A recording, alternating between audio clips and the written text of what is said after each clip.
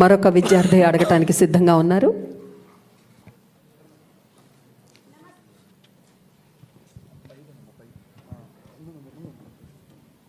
Hello, నమస్కారం గురువు గారు. నా పేరు నాగదుర్గారాణి. నేను కేఎస్ఆర్ జెడ్పీ గర్ల్స్ హై స్కూల్లో 10వ తరగతి చదువుతున్నాను.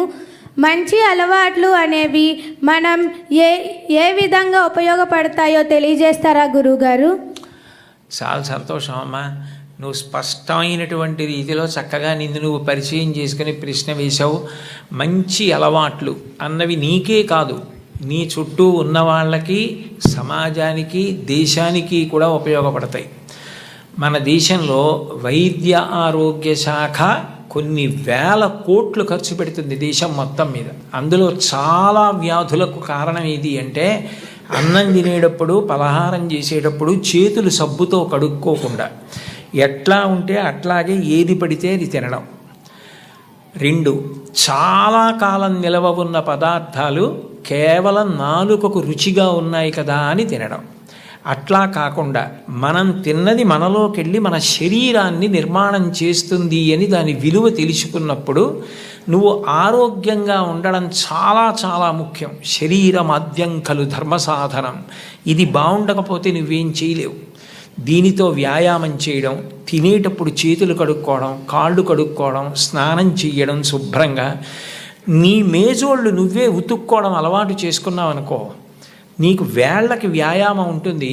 2, మాసిపోతే ఎంత కష్టమో మీ అమ్మగారికి అవి ఉతకడం నీకు అర్థం అవుతుంది. రాజగోపాలాచారి గారు ఇంకా చనిపోవడానికి నెలలాళ్ల ముందు వరకు తన జేబు రుమాలు తాను ఉతుక్కునేవారు. ఎందుకంటే చేతులకు పట్టు ఉంటుందని. నీ బట్టలు నువ్వు ఉతుక్కోవడం ఇటువంటివి నేర్చుకున్నావనుకో, అవి మంచి అలవాట్లు. దానివల్ల నీకే కాదు, నీకు జ్వరం వచ్చిందనుకో, అమ్మ దేవుడి దయ వల్ల నీకు రాకూడదు, కానీ వచ్చిందనుకో, వస్తే మీ నాన్నగారు సెలవు పెట్టి నిన్ను వైద్యుడి దగ్గరికి తీసుకెళ్ళాలి. మీ అమ్మగారు పనులన్నీ మానుకుని నీ దగ్గర కూర్చోవాలి. నువ్వు ఆరోగ్యంగా ఉంటే నీకే కాదు, సమాజానికి, ప్రభుత్వానికి, వైద్యశాలకి, అందరికీ ఉపకారం చేసిన దానివి అవుతావు. నువ్వు చేతులు శుభ్రంగా కడుక్కుంటే చాలు, వ్యాయామం చేస్తే చాలు, కాసేపు పరిగెడితే చాలు, అవుట్ నాట్ అవుట్ అని గట్టిగా అరిస్తే చాలు, 2 గంటలు మాట్లాడినా, భవిష్యత్తులో ఎప్పుడైనా నువ్వు ప్రసంగాలు చేయవలసి వచ్చినా, సమావేశాలు నిర్వహించవలసి వచ్చినా గుక్కెడు నీళ్లు తాగకుండా నిర్వహిస్తావు. ఆ శక్తి నీ కండరాలకు వస్తుంది. అటువంటివి నేర్చుకో. ఇక నువ్వు జీవితంలో శాంతి పొందడానికి ఎప్పుడూ కష్టమే పడితే, మాకు ఎప్పుడూ చదువు ఎప్పుడూ కష్టమే అంటే మరి మాకు సంతోషం ఎప్పుడండి అంటావేమో. మంచి హాబీస్ నేర్చుకో. మంచి హాబీస్ అంటే అవి చదువులో అంతర్భాగం కాదు, కానీ దాని ద్వారా నువ్వు శాంతిని పొందవచ్చు. ఒక్కొక్కసారి నీ హాబీ నువ్వు చదువుకున్న దానికన్నా గుర్తింపు ఎక్కువిస్తుంది. శ్రీపాద పినాకపాణి గారిని కర్నూలులో మెడికల్ కాలేజీ ప్రిన్సిపాల్ చేశారు. శ్రీపాద పినాకపాణి గారు మంచం మీద ఆఖరి రోజుల్లో పడుకునుండగా నేదునూరి కృష్ణమూర్తి గారు, విజయవాడలో మల్లాది బ్రదర్సు, వీళ్ళందరూ వెళ్ళి చుట్టూ చేరి కర్ణాటక సంగీతం పాడారు. ఆయన బై ప్రొఫెషన్ డాక్టర్, కానీ కర్ణాటక సంగీతానికి అంత పెద్ద పేరు తెచ్చారు. ఇవాళ శ్రీపాద పినాకపాణి గారు అంటే సంగీతం నేర్చుకునే వాళ్ళందరూ 2 చేతులు ఎత్తి నమస్కారం చేస్తారు. ఒక డాక్టరు హాబీ సంగీతం నేర్చుకుని అంత గొప్పవారయ్యారు. నువ్వు చక్కగా 4 కీర్తనలు పాడడం నేర్చుకున్నావు అనుకో, నీకు ఎప్పుడైనా విసుగ్గా ఉన్నప్పుడు నువ్వే ఓ కీర్తన పాడుకుంటే ఎంత సంతోషిస్తావు. మా ఊరంటే కాకినాడ, అక్కడ డాక్టర్ జగదీశ్వరి గారని ఉన్నారు. ఆవిడ పురుళ్ళు పోయడంలో నిష్ణాతురాలు, అన్ని ఆపరేషన్లు చేసేవారు. ఆవిడ ఆపరేషన్కి మధ్యలో రిలాక్స్ అవ్వలసి వస్తే తంబూరా పట్టుకుని వాయిస్తూ కీర్తన పాడుకుంటారు, పాడుకుని వైద్యం చేస్తారు. ఇప్పటికీ మహాప్రఖ్యాతి ఆవిడ, మహావృద్ధురాలు అయిపోయారు. ట్రిప్లెట్స్కి, ట్విన్స్కి దాని మీద మెడికల్ కాలేజెస్లో ప్రసంగాలు చేస్తారు. అది నీకు సొలేస్ ఇస్తుంది, నీకు రిలీఫ్ ఇస్తుంది. You become a reversible turbine. ఎంత అలసట నీకు తెలియకుండా పోతుంది. అబ్దుల్ కలాం గారు రాష్ట్రపతి భవన్లో వీణ వాయించేవారు, నీకు తెలుసా? ఆయన ఫొటోస్ ఉన్నాయి ఇప్పటికీ. ఆ వీణ వాయించడంలో రిలాక్స్ అవుతారు. నాకు కలాం గారు అంటే చాలా ఇష్టం, లింకన్ గారు అంటే చాలా ఇష్టం, విన్స్టన్ చర్చిల్ అంటే నాకు చాలా ఇష్టం. చాలామంది చాగంటి కోటేశ్వరరావు అంటే ఛాందసుడు అనుకుంటారు. కాదు, కోటేశ్వరరావుకి ఇంకో కోణం ఉందని తెలియదు. కాబట్టి ఓ టెన్నిస్ ఆడు, కాసేపు పరిగెత్తు, కాసేపు ఖోఖో ఆడు, బొమ్మలు గీయడం నేర్చుకో. నీలో ఉన్న ఇన్స్టింక్ట్ నీకు తెలుస్తుంది. నీకు ఏది ఇష్టమని అనిపిస్తోందో అది చేయడం ప్రారంభం చెయ్యి. నువ్వు విశ్రాంతి పొందుతావు, పేరు వస్తుంది, ప్రఖ్యాతి వస్తుంది. ఓ భాగవతం చదువు, ఓ రామాయణం చదువు, వాటి గురించి మంచి మంచి పుస్తకాలు చదువు, వాటి గురించి పిల్లలతో మాట్లాడు. అట్లాంటి హాబీస్ ఇన్కల్కేట్ చేసుకో. నీకు ఉపయోగం, నీ చుట్టూ ఉన్న పిల్లలు కూడా నీ వల్ల ఇన్ఫ్లుయెన్స్ అయ్యి అలా చేయడం నేర్చుకుంటారు. ఏమ్మా? శుభం భూయాత్. ధన్యవాదాలు సార్. టీచర్ నిజంగా ఈ పిల్లలు అడుగుతున్నటువంటి ఈ ప్రశ్నలు కేవలం ఆ జవాబులు వాళ్ళకి మాత్రమే కాదు, మనందరికీ కూడా ఎంతో సంతృప్తిని, సంతోషాన్ని, ఆలోచనను కలిగిస్తున్నందుకు పిల్లలకు కూడా కృతజ్ఞతలు తెలియజేస్తూ తదుపరి ప్రశ్న అడగవలసిందిగా కోరుతున్నాను.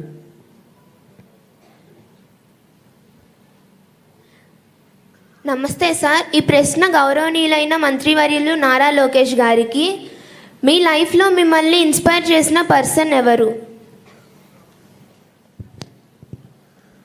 నాకు పెద్ద సమస్య ఉందమ్మా ఇంట్లో.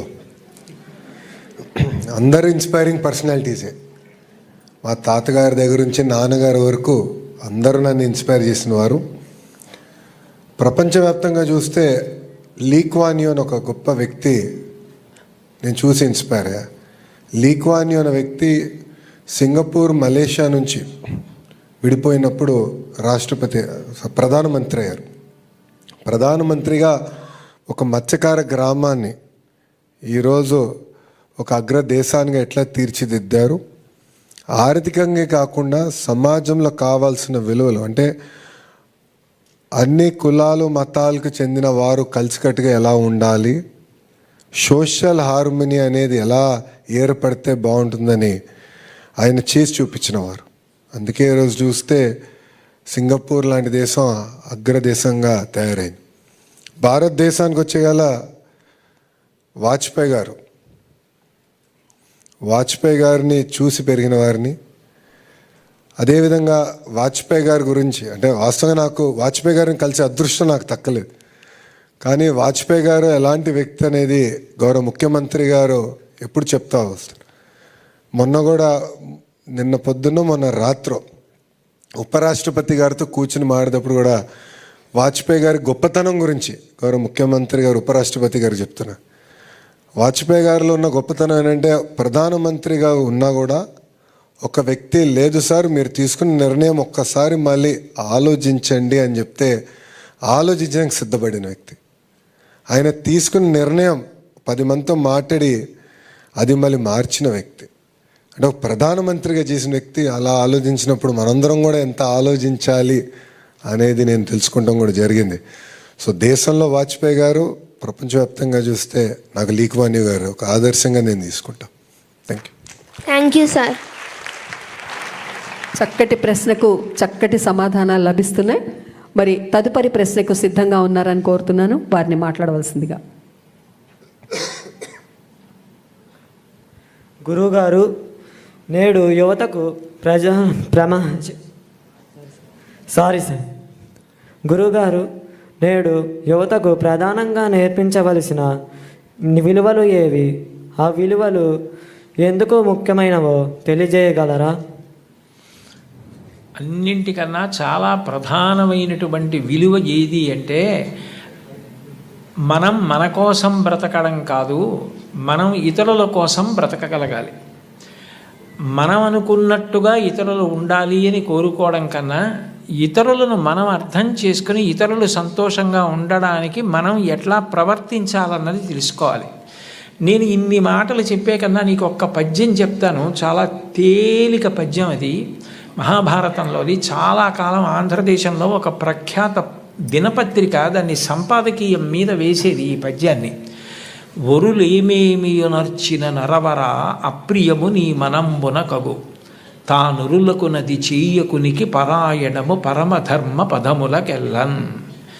నేను ఏదైనా మాట్లాడేటప్పుడు నన్ను ఎవరైనా అట్లా మాట్లాడితే, నా పట్ల అట్లా మాట్లాడితే నేను బాధపడతానా?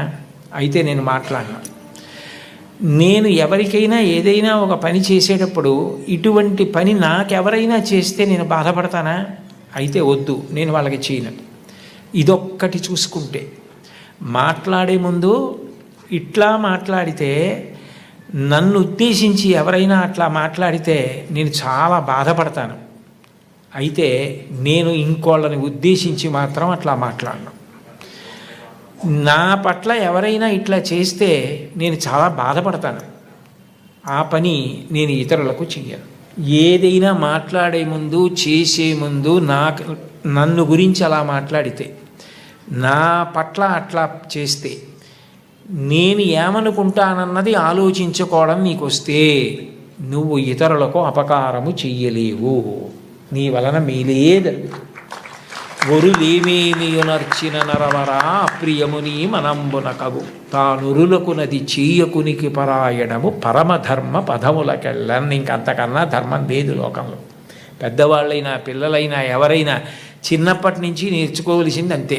గుర్రం జాషువా గారు చిన్న కొడుకు వెళ్ళి పిట్టని కొట్టి కింద పడిపోతే కర్రతో కొట్టి బతికుండగా ఈక పీకుతుండేవంటే.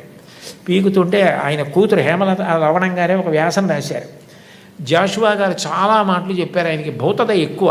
తప్పురా, అలా పక్షికి పడగొట్టి దాన్ని ఈకలు పీకుతున్నావు, అది బాధపడుతుంది, అలా చెయ్యకు అని. పిల్లవాడు వినేవాడు కాదు. ఆయన ఒక రోజున ఏం చేశారంటే, ఆ పిల్లాడు కూర్చునుండగా వెనక నుంచి వచ్చి గట్టిగా పట్టుకుని వాడు వెంట్రుకలు పీకడం మొదలెట్టారు.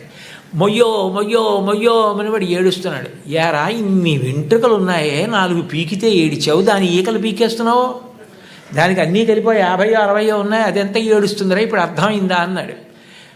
మళ్ళీ జీవితంలో ఆ పిల్లవాడు అట్లాంటి పని చేయలేదు. తనకేది జరిగితే బాధో అర్థమైతే అది ఇతరులకు చెయ్యలేడు. ఆ రోజున భారతంలో చెప్పిన పద్యం ఎంత గొప్పదో అర్థమవుతోందా? నీకు ఉదాహరణ కూడా చెప్పా. అందుకని అది అలవాటు చేసుకో, నువ్వు మహితాత్ముడు అవుతావు. ధన్యవాదాలు గురువు గారు. మరొక ప్రశ్నతో పిల్లలు సిద్ధంగా ఉన్నారు.